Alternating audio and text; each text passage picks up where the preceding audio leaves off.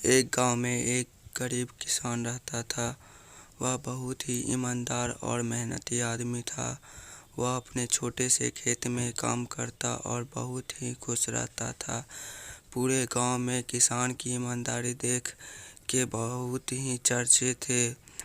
उसका एक दोस्त था जो उस गांव के राजा के यहाँ सिपाही का काम करता था। वह किसान से उसके घर रोज मिलने जाता था। एक बार राजा ने अपने दरबार में एक ऐलान किया कि उसके बगीचे में काम करने वाला एक अच्छा कारीगर चाहिए जो उसके बगीचों के पेड़ों और फूलों का ध्यान रख सके। राजा का यह ऐलान सुनकर किसान का दोस्त सिपाही ने सोचा कि यह मौका है किसान से मित्रता निभाने की। मैं उसे यहाँ बगीचे में काम पर लगा दूंगा, उसका वो मेरा साथ भी रहेगा एवं किसान का भला भी हो जाएगा। यह सोचकर उसने राजा से कहा कि महाराज, मैं आपके लिए एक ऐसा आदमी को लेकर आऊँगा जो यहाँ काम अच्छे से कर लेगा। सभी राजा ने उस सिपाही को आदेश दिया कि जाओ, कल से ही बगीचे में काम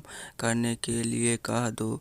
उसी वक्त वह सिपाही अपने दोस्त किसान के पास पहुंच गया और उसने किसान को बगीचे के काम की सारी बात बता दी और किसान ने भी काम करने के लिए खुशी खुशी हाँ कर दिया। अगले ही दिन अपने दोस्त के साथ राजमहल पहुंच गया। सिपाही उसे राजा के सामने लेकर गया और राजा ने उस किसान को बगीचे की पूरी देखभाल का काम सौंप दिया। राजा ने कहा, तुम अगर पूरी ईमानदारी के साथ काम करोगे तो तुम्हें 50 सोने की मुद्राएं हर महीने दूंगा। किसान खुशी खुशी बगीचे में काम करने के लिए हाँ कर दिया है और वह उसी वक्त बगीचे में काम करने लगा। किसान बगीचे में बहुत दिल लगाकर काम करता था। कुछ दिन बीत गए।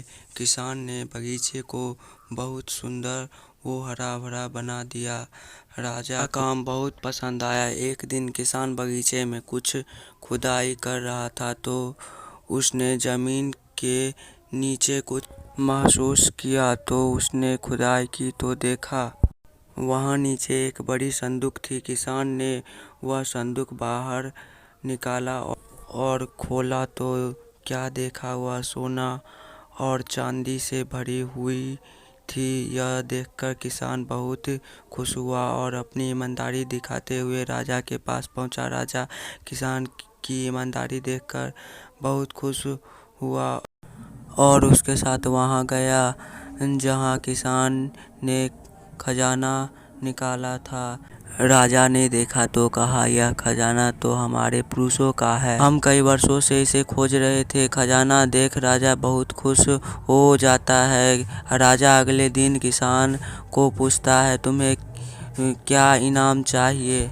किसान बोला, मालिक, मुझे कुछ नहीं चाहिए, मेरे पास जो भी है मैं उसी में खुश हूँ। राजा उसकी इतनी अच्छी बात सुनकर और खुश हो गया और उसने किसान को अपना मंत्री बनाने का फैसला किया। किसान ने राजा की बात मान ली और मंत्री बन गया।